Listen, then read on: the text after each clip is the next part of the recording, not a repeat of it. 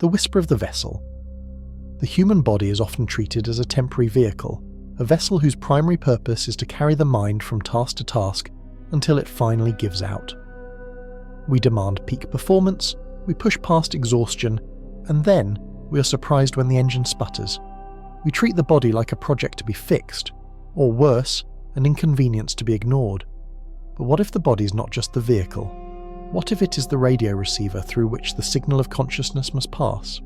Sickness, fatigue, and systemic discomfort are not failures of the engine. They are noise on the frequency. They are static, obscuring the perfect, clear signal of your true, observing self. In the spiritual journey, we often seek to ascend, to transcend the material form. We strive for a weightlessness of thought, believing that the mind is the only battlefield. But true spiritual mastery is not about transcending the body. It is about fully embodying it. It is about treating this temporary cosmic shell with the reverence it deserves, because the quality of your perception is directly proportional to the quality of your platform. This is not a guide to simply adding years to your life. This is a philosophical blueprint for giving your consciousness more, richer, and clearer life in the years you have. This is about establishing the sovereign body, a vessel so finely tuned, so respected, that the signal of awareness can shine through unimpeded.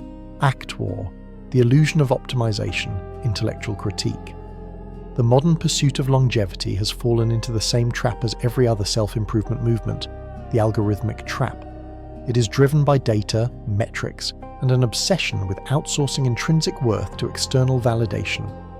The modern biohacker often views the body as a complex spreadsheet to be optimized, seeking external products, expensive gadgets, or trendy protocols to solve what is fundamentally an internal spiritual problem. This approach creates profound anxiety. When the body becomes a spreadsheet, your self-worth becomes tied to the numbers, your glucose reading, your HRV score, your body fat percentage, the number of steps taken. If the metrics are good, you are good. If the metrics falter, you panic. This relentless self-tracking is a subtle form of self-tyranny. The data-driven life, while appearing to give you control, actually strips you of intuitive sovereignty. You stop listening to the wisdom of the vessel, the subtle hunger, the natural rhythm of fatigue, and start listening only to the external command of the machine. You replace your innate, complex intelligence with a simplified, quantifiable target. This is the psychological sickness of our time. We are mistaking lifespan for healthspan.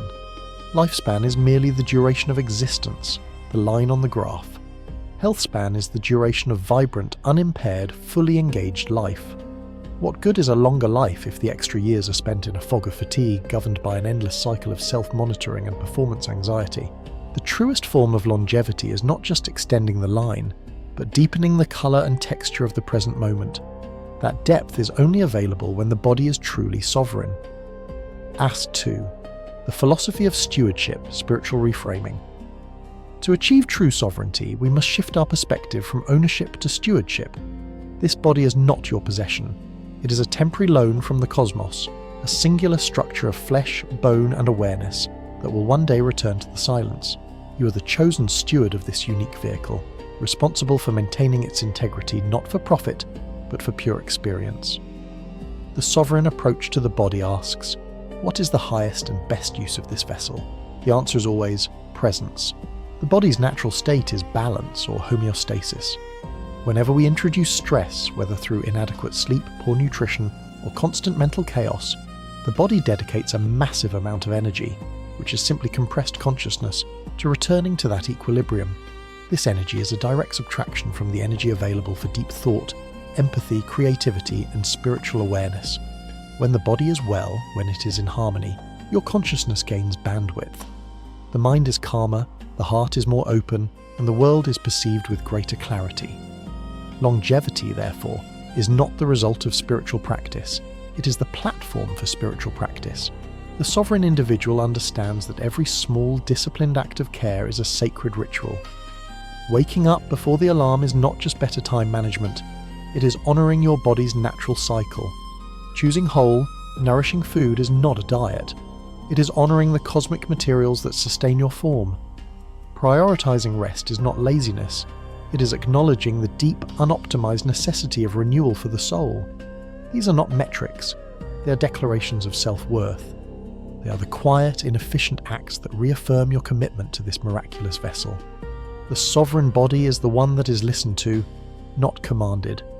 It is the body whose signals are clear, strong, and true, allowing the sovereign self to operate free from internal static.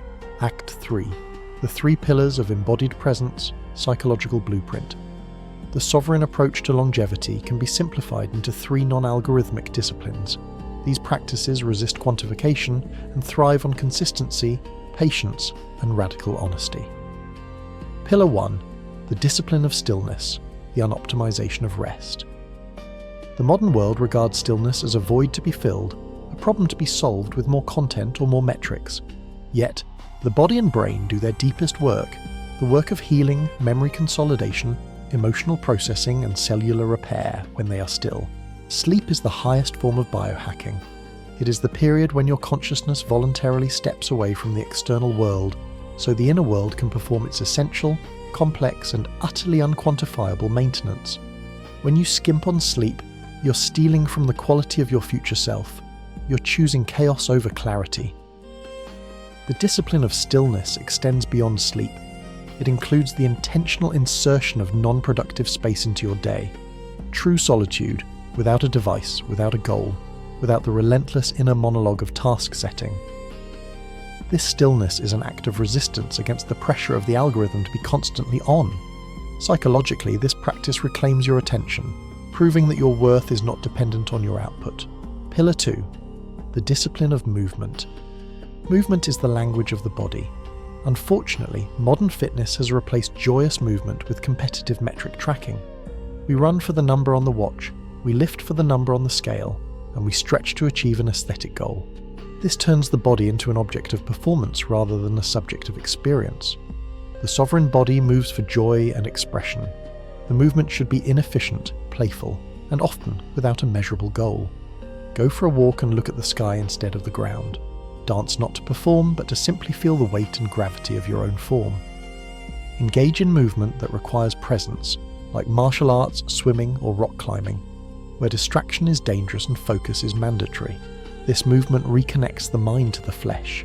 It reminds the conscious self of the sheer, miraculous force of being embodied. When you treat movement as a celebration of your temporary form, rather than a punishment for your past meals, you establish a relationship of honor with your vessel. This psychological shift from punishment to praise is the basis of true somatic healing. Pillar 3. The discipline of fuel, honoring the sacred material. The third pillar is the most fundamental, nourishment. Food is not just fuel. It is the cosmic material from which your temporary form is constructed. The discipline of fuel is not about restriction. It is about reverence. The algorithmic approach to nutrition is fear-based. Fear of carbs, fear of fat, fear of being wrong.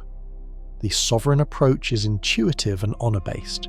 It requires slowing down to truly taste the food, noticing how it makes you feel, and choosing the nourishment that leaves you feeling clear, steady, and energized for the work of consciousness. This is a commitment to quality over quantity, recognizing that highly processed, manufactured foods introduce noise into the system, forcing the body to dedicate massive, complex energy to detoxifying and repairing the cellular damage. When you honor the body with whole, earth-grown materials, you are declaring, "I value my capacity for clear presence over convenience and quick fixes." This quiet act of reverence is a powerful spiritual anchor in a frenetic world. Act 4. The longevity of awe, conclusion and synthesis. The true measure of a long life is not the number of candles on the final cake, but the density of consciousness you accumulated across the years.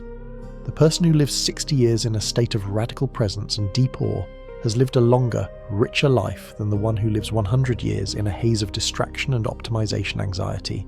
The sovereign body is the one that creates the conditions for awe.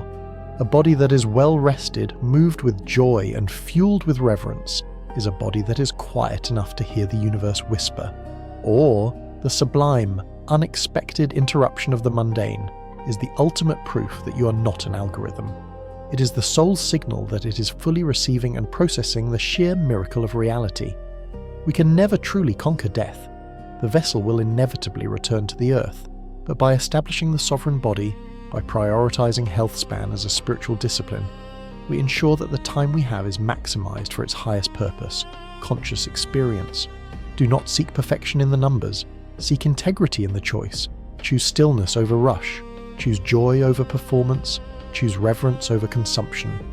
In the end, you will stand as a steward who honored the loan, who maintained the vessel, and who, through that disciplined care, was able to experience the vast, luminous mystery of life with maximum clarity. The sovereign body is not a monument to human vanity, it is a sanctuary for eternal awareness. The voice of the algorithm whispers, "Be productive." The voice of the sovereign body whispers back, "Be present." In that choice lies your uncodified ultimate freedom.